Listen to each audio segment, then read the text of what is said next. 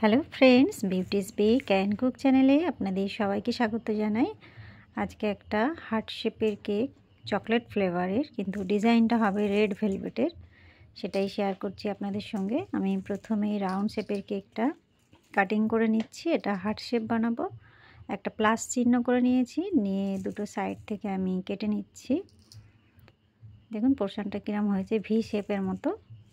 এবারে আমি এটাকে, যেহেতু আমার বোর্ডটা ছোট আছে, তাই আমি এটাকে পিছিয়ে নিলাম, পজিশন করে নিলাম আর কি। সামনের পার্টে আমাকে এইগুলো আবার জুড়তে হবে। হার্ট শেপ বানাই আমি সবসময় এইভাবেই। একটু ক্রিম লাগিয়ে নিচ্ছি যাতে ওটা এই কেকের সঙ্গে সুন্দর সেট হয়ে যায়, কেননা আমি এটা ক্রাম কোট করে আধ ঘন্টার বেশি আর কি ফ্রিজে রেখেছিলাম। আমি প্রতিবারে এটা করি আর কি, যখনই আমি হার্ট শেপ বানাই, মানে রাউন্ড শেপ থেকে হার্ট শেপ, তখন অবশ্যই চেষ্টা করি আধ ঘন্টা 1 ঘন্টা ফ্রিজে রাখতে।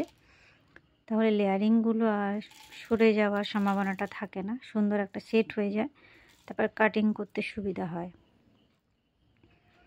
তবে হাতে যখন একদমই টাইম থাকে না, তখন আর এগুলো করার সুযোগ হয় না। তবে ক্রাম কোটটা আমি অবশ্যই একটু করে ফ্রিজে রাখি সব সময়, যাতে ক্রামগুলো সেট হয়ে যায়। তাহলে ফাইনাল আইসিংয়ের সময় বেশি ক্রিম আমাকে ব্যবহার করতে লাগে না। আমি যে সাইড থেকে কেটে নিয়েছিলাম সেগুলো আবারও একটু ক্রিম লাগিয়ে ক্রাম কোট করে দিচ্ছি, কেননা কেকটা পুরোটাই সাদা থাকবে, আর ক্রাম যদি উপরে উঠে আসে সেটা দেখতে মোটেই ভালো লাগবে না।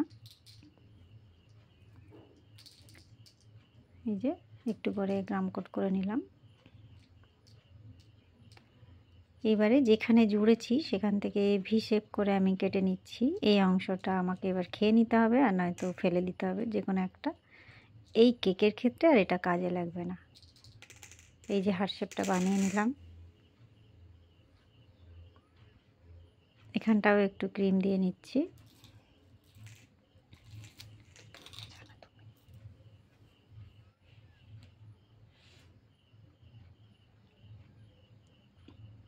এবারে যদি মনে করেন যে ঠিকঠাক শেপ আসেনি, তাহলে আবার একটু কেটে ঠিক করে নেবেন।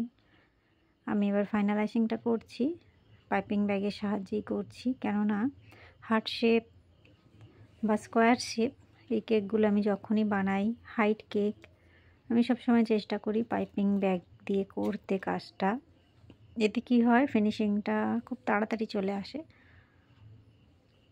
এখানে যদি প্যালেট নাইফ দিয়ে করতাম একটু টাইমটা বেশি লাগে আর কি। আর এটা পাইপিং ব্যাগ দিয়ে করেছি যেহেতু, দেখুন কত সুন্দর করে জাস্ট একটা স্ক্র্যাপার দিয়ে আমি টেনে দিচ্ছি, সুন্দরভাবে ফিনিশিংটা হয়ে যাচ্ছে। খুব বেশি এখানে খাটতে লাগে না।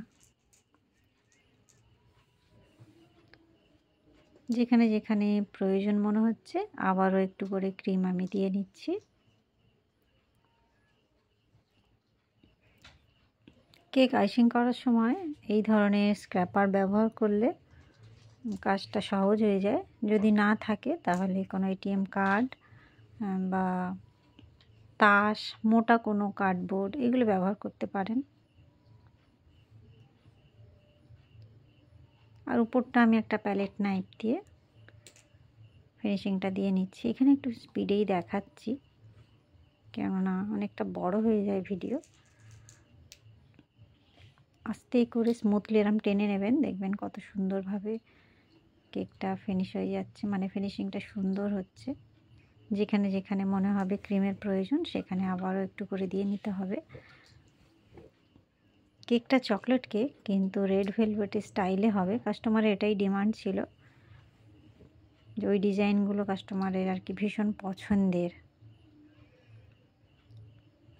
সেই কারণে আমি প্রথমেই সাদা আইসিং করে নিয়েছি সাদা ক্রিম দিয়ে, তারপর ব্রাশ দিয়ে একটা সাইড এরকমভাবে টেনে দিচ্ছি, কেন একটা সাইড পুরো সাদা থাকবে, আর একদিকটায়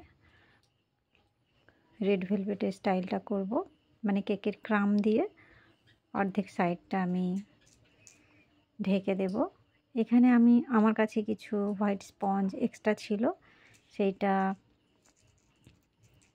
মিক্সারের মধ্যে দিয়ে তার সঙ্গে কয়েক ড্রপ রেড কালার দিয়ে দিয়েছিলাম। দেখুন কত সুন্দর রেড ভেলভেটের ক্রাম তৈরি হয়ে গিয়েছে। এর জন্য আলাদা করে কেক বানাতে আর লাগে না। এইসব ছোটোখাটো ট্রিক্সগুলো একটু অ্যাপ্লাই করলেই কাজ হয়ে যায়। স্ক্র্যাপার দিয়ে উপরটা আমি সমান করে নিলাম, সাইডটাও একইভাবে স্ক্র্যাপার দিয়ে লাগিয়ে নিচ্ছি। এখানে ছড়িয়ে ছিটিয়ে দিলেও দেখতে ভালো লাগে, তবে আমার মতে এটাই বেশি ভালো লাগে আমার। আমি স্ক্র্যাপার দিয়ে এগুলো চেপে চেপে গায়ে লাগিয়ে দিই যতটা পারি, মানে পুরো রেড হয়ে থাকবে, ওটা দেখতে বেশি ভালো লাগে।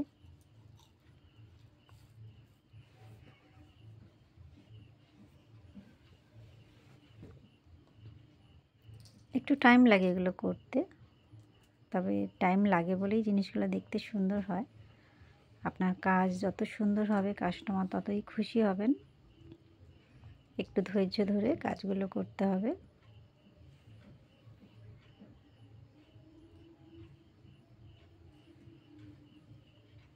এই যে আমি প্রায় ঢেকে ফেলেছি অর্ধেকটা। এবারে একটা ছোট সাইজের স্টার নজেল নিয়েছি আর ছোট্ট ছোট্ট করে গোলাপ ফুল বানিয়ে দিচ্ছি। যেহেতু এটা একটা অ্যানিভার্সারি কেক, আমি ভাবলাম একটু ফুল থাকলে সেটা আরও সুন্দর হবে, তাই কয়েকটা ছোট ছোট গোলাপ বানিয়ে দিলাম। নিচে একটা বর্ডারও করে দেব যেন এটা আরও সুন্দর একটা লুক দেয়। এগুলো ছোট সাইজের স্টার নজেল। এই নজেলের আমার কোনো নাম্বার ছিল না বলে আমি বলতে পারলাম না। আমি বেশ কয়েকটা নজেল কিনেছিলাম যেগুলো কোনো নাম্বার নেই, সেই কারণে আমি শেয়ার করতে পারি না। প্রতিবারই আমাকে বলতে হয় নাম্বারটা নেই।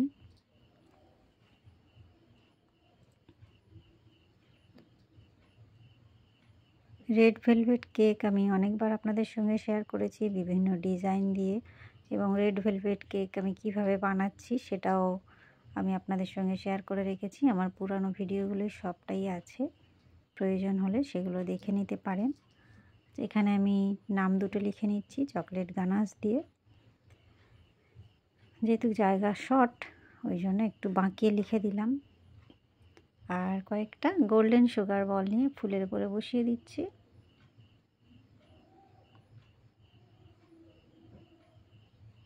একটু প্রেস করে দিচ্ছি, ব্যাস একটা সুন্দর দেখে ট্যাগ নিয়ে আমি বসিয়ে দিচ্ছি মাঝখানে, অ্যানিভার্সারি ট্যাগ। এই যে কেকটা আমার কমপ্লিট। বন্ধুরা, কেমন লাগলো? ভালো লাগলে বা একটু হেল্পফুল মনে হলে অবশ্যই একটা লাইক করবেন, চ্যানেলটা সাবস্ক্রাইব করে রাখবেন। আমি ফেসবুক, ইনস্টাগ্রাম, ইউটিউব 3 জায়গাতেই আছি, আমাকে ফলো করতে পারেন। দেখা হবে নেক্সট নতুন কোনো ভিডিও। সবাই ভালো থাকবেন, বাই বাই।